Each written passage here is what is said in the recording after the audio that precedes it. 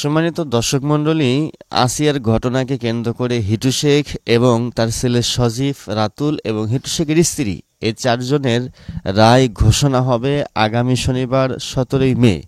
দর্শক মণ্ডলী, 17ই মেতেই তাদের শেষ রায় ঘোষণা হবে। যদি তারা আসামি যারা আছেন তারা যদি দোষী প্রমাণ হয়ে যায় তাহলে বিজ্ঞ আদালত তাদেরকে ন্যায্য শাস্তি দিয়ে দেবেন আগামী শনিবার 17ই মে।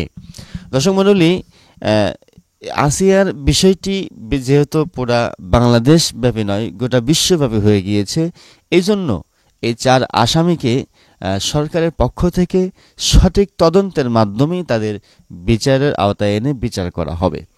দর্শক মণ্ডলী, গতকালকে আসিয়ার মা আদালত প্রাঙ্গণে এসে হিটু শেখকে যে কথাটা বলেছে যে আমার আসিয়া তো আর ফিরে আসবে না, আমার আসিয়ার দৃষ্টান্তমূলক শাস্তি যেন হয় আসিয়াকে যারা এই ঘটনা ঘটিয়েছে। তার মধ্যে হিটু শেখকে প্রধান আসামি হিসেবে বলেছে হিটু শেখের দুনিয়া থেকে বিদায় চায় এবং বাকি যেই তিন আসামি আছে সজীব, রাতুল এবং হিটু শেখের ওয়াইফ স্ত্রী, এই তিনজনের শাস্তি অনুযায়ী যাবজ্জীবন কারাদণ্ডও চেয়েছে আসিয়ার মা।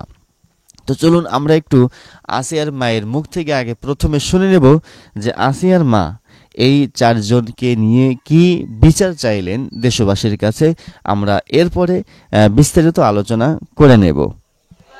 17 তারিখ রায় ঘোষণা হবে এবং এই রায় ঘোষণায় সরকার এক নম্বর আসামি হিটু শেখকে ফাঁসি দেয় এবং ওই তিনজনের সর্বোচ্চ শাস্তি, সেই শাস্তি অনুযায়ী সরকার এইটুকু আমার আবেদন। এটাই আমি খুশি।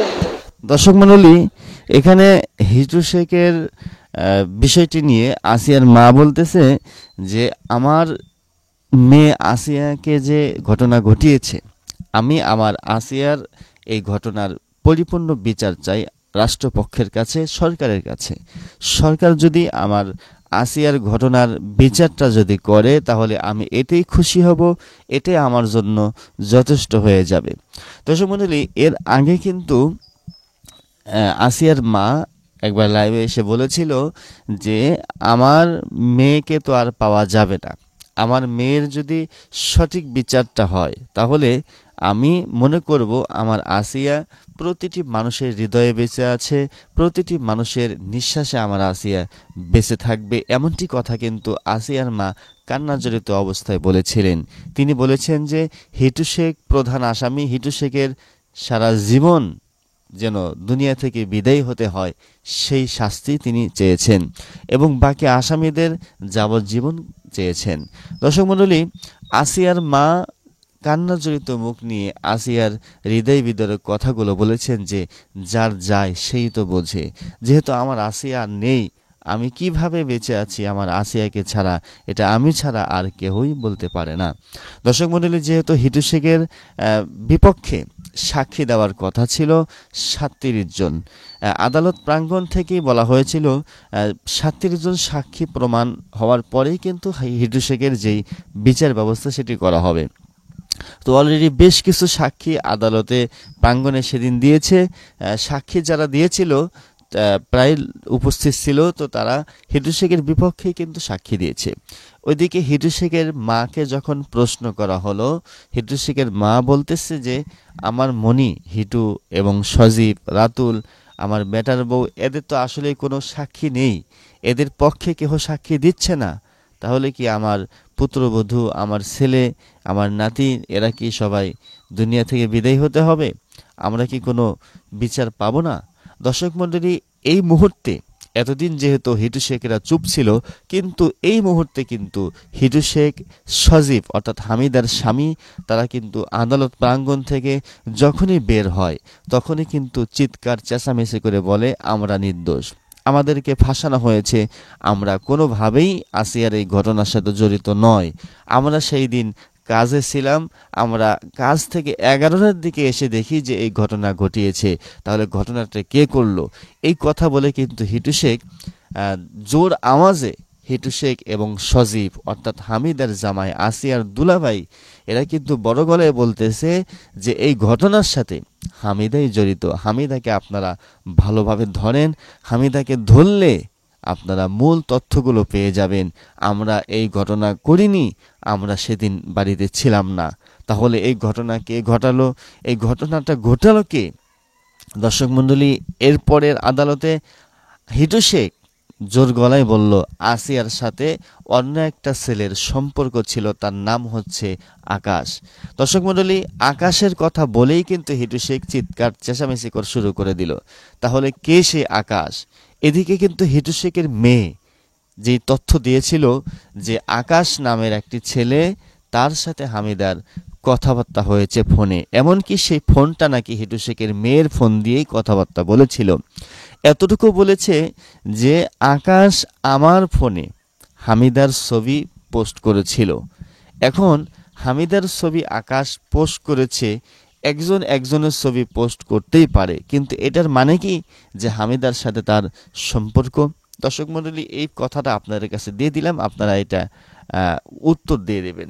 দর্শক মণ্ডলী, হামিদার এই বিষয়টি নিয়ে হিটু শেখের মেয়ে এখন দাবি করতেছে যে হামিদার সাথে আকাশের সম্পর্ক ছিল। আকাশের এই সম্পর্ক থাকার কারণে আসিয়ার সাথে এমনটি ঘটনা ঘটিয়েছে। আমার ছোট ভাই রাতুল এই ঘটনাটা জেনেছিল, দেখেছিল, তিনি বারংবার কিন্তু আমাদেরকে অবগত করেছে এবং শেষমেশ যখন গ্রেপ্তার করা হয়, রাতুলের ফোনটাও কিন্তু আমার কাছে যখন দিয়েছিল, সেই ফোনটা কিন্তু আদালতে অর্থাৎ দারোগা সাহেবরা নিয়েছে। এই কথা বলেছে হিটু শেখ। দর্শক মণ্ডলী, তাহলে এখানে হিটু শেখ, সজীব এবং হিটু শেখের মেয়ে এবং হিটু শেখের মা, এদের দাবি হচ্ছে হামিদাকে আপনারা ভালো করে জিজ্ঞাসাবাদ করেন। হামিদাকে জিজ্ঞাসাবাদ করলেই মূল বিষয়টি বের হয়ে আসবে।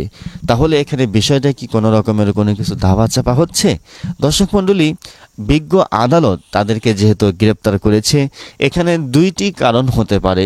হয়তোবা তারা যেহেতু ফেঁসে গিয়েছে, এখন তাদের জীবন বাঁচানোর জন্য নিরীহ একটা পরিবারকে, হামিদাকে এরকম দোষী বানানোর চেষ্টা করতেছে, হামিদাকে ফাঁসানোর চেষ্টা করতেছে, এমনটিও হতে পারে। যাই হোক, যেহেতু তদন্ত হচ্ছে, বিজ্ঞ আদালত বিচক্ষণের সাথে তদন্ত করবেন। তদন্ত করে অবশ্যই যে কোনো একটা বিচার ব্যবস্থা একটা হবে ইনশাআল্লাহ, আমরা আশা করি। এবার আমরা আপনাদেরকে শোনাবো যে বিজ্ঞ আদালত প্রাঙ্গণে যে ঘোষণাটি হলো যে হিটু শেখের কি ঘোষণা হবে, শনিবারের দিন কি রায় হবে, কিভাবে তাকে আদালত উঠানো হবে, রায়টি আমরা সরকারি একজন বিজ্ঞ আইনজীবী পিপির মুখ থেকে আমরা শুনব যে আসলে শনিবারে যে হিটুকে যেই রায়ের কথা বলা হয়েছে, এই রায়টি কিভাবে হবে এবং বিষয়টি আমরা বিস্তারিত এই আইনজীবীর মুখ থেকে আমরা শুনে নেব। তো চলুন আমরা একটু আগে শুনে নেই। সাংবাদিক ভাই, আসসালামু আলাইকুম। আজকে মাগুরার চাঞ্চল্যকর আসিয়া ধর্ষণ ও হত্যা মামলার দ্বিতীয় দিনের মতো যুক্তিতর্কের জন্য দিন ধার্য ছিল। আপনারা অবগত আছেন, আমরা প্রথম দিনে রাষ্ট্রপক্ষে আমাদের যুক্তিতর্ক উপস্থাপন করেছিলাম এবং এই চাঞ্চল্যকর মামলায় রাষ্ট্রের প্রসিকিউশনকে, রাষ্ট্রের পাবলিক প্রসিকিউটরকে সহযোগিতা করার জন্য স্বরাষ্ট্র মন্ত্রণালয় থেকে অ্যাটর্নি জেনারেলের পদমর্যাদায় জনাব এহসানুল হক সামাজিক সাহেবকে গণপ্রজাতন্ত্রী বাংলাদেশ সরকার নিয়োগ দিয়েছে। উনি আজকে দ্বিতীয় দিনের মতো সম্পূর্ণ ল পয়েন্টে এই মকদ্দমার যুক্তিতর্ক বিজ্ঞ আদালত উপস্থাপন করেছে এবং সমস্ত ডকুমেন্টারি এভিডেন্স এবং 29 জনের সাক্ষীর উপর নির্ভর করে আমরা রাষ্ট্রপক্ষ দাবি করেছি এই মকদ্দমার সকল সাক্ষ্য এবং ডকুমেন্টারি এভিডেন্স আমরা আসামিদের বিরুদ্ধে অভিযোগ প্রমাণ করতে সম্পূর্ণরূপে সক্ষম হয়েছি। দর্শক মণ্ডলী, এখানে এই সরকারি আইনজীবী ইনি বলতেছেন যে আমরা আসামির বিরুদ্ধে যত রকমের ডকুমেন্টস ছিল সবগুলো ডকুমেন্টস আমরা জোগাড় করতে সক্ষম হয়েছি, আমরা খুব দ্রুত এটার একটা বিচার দেখতে পাচ্ছি। আইনজীবী কিন্তু বলতেছেন, তাহলে বোঝা গেল যে হিটু শেখের বিরুদ্ধে যে সমস্ত সাক্ষী দিয়েছিল এবং যত রিপোর্ট রয়েছে সবগুলো ডকুমেন্টস সঠিকভাবেই সংগ্রহ করা হয়েছে, আশাবাদী হচ্ছি। এবং আসামিদের আমরা সর্বোচ্চ শাস্তি, এক নম্বর আসামি হিটু শেখ।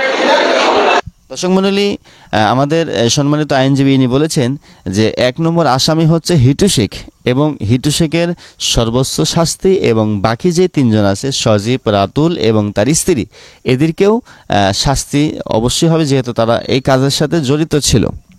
2000 সালের নারী ও শিশু নির্যাতন দমন আইন সংশোধিত 2003-এর 9-2 ধারায় সর্বোচ্চ ফাঁসির আদেশের জন্য আবেদন করেছি এবং আসামি রাতুল এবং সজীব তাদের বিরুদ্ধে দণ্ডবিধির 506-এর দ্বিতীয় অংশে সর্বোচ্চ সাজা 7 বছর আমরা সর্বোচ্চ সাজা দাবি করেছি।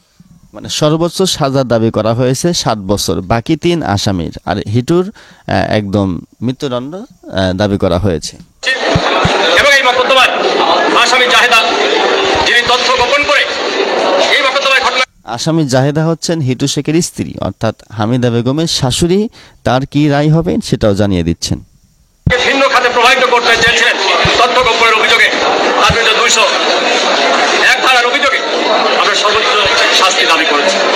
এই আদালত যুক্তিতর্ক সমাপ্ত করে আগামী 17 তারিখ রোজ শনিবার এই চাঞ্চল্যকর হত্যা মামলায় রায়ের জন্য দিন ধার্য করেছে। দর্শক মণ্ডলী, এখানে বিষয়টি হলো আগামী 17 মে অর্থাৎ শনিবারে শেষ তাদের রায় সে ঘোষণা করা হবে। আসলে যারা দোষী তারা অবশ্যই এটার সাজা প্রাপ্ত হবে, বিচারের আওতায় তাদেরকে আনতে হবে। আমরা আরেকবার একটু আসিয়ার মায়ের মুখ থেকে আমরা একটু কথাটা শেষবারের মতো শুনি। 17 তারিখ রায় ঘোষণা হবে এবং এই রায় ঘোষণায় সরকার 1 নম্বর আসামি হিটু শেখের ফাঁসি দেয় এবং 3 জনের সর্বোচ্চ শাস্তি, সেই শাস্তি অনুযায়ী সরকার এইটুকু আমার আবেদন। এটাই আমি বিষয়। দর্শক মণ্ডলী, আসিয়ার মায়েরও শেষ কথা যে যদি 1 নম্বর আসামি হিটু শেখ তার একদম দুনিয়া থেকে বিদায় করে দিতে হবে এবং বাকি যে আসামিগুলো আছে তাদের সাজা হচ্ছে কারাবদ্ধ করে রাখা। তো দর্শক মণ্ডলী, আসিয়ার মায়ের কথা হলো যদি এই 4 জনের শাস্তি হয়, বিচারের অবস্থায় শাস্তি হয়, তাহলে এতেই আমি খুশি হয়ে যাব। তাহলে এখন বিষয়টি হলো পুরো ডকুমেন্টস যেহেতু রেডি হয়েছে, অবশ্যই নির্দিষ্ট একটা বিচার, সঠিক বিচার হবে, আমরা আশাবাদী। দর্শক মণ্ডলী, এই বিষয়টি নিয়ে আসিয়ার এবং এই ঘটনাকে কেন্দ্র করে হিটু শেখ তারা যে নিজেদেরকে এখন নির্দোষ দাবি করতেছে, এই কথাটা কতটুকু গ্রহণযোগ্য এবং হিটু শেখের মেয়ে এবং হিটু শেখ সজীব যে তারা হামিদাকে দোষারোপ করতেছে, এই কথাটাও কতটুকু গ্রহণযোগ্য হতে পারে, আপনারা কি বলেন অবশ্যই কমেন্ট বক্সে জানিয়ে যাবেন।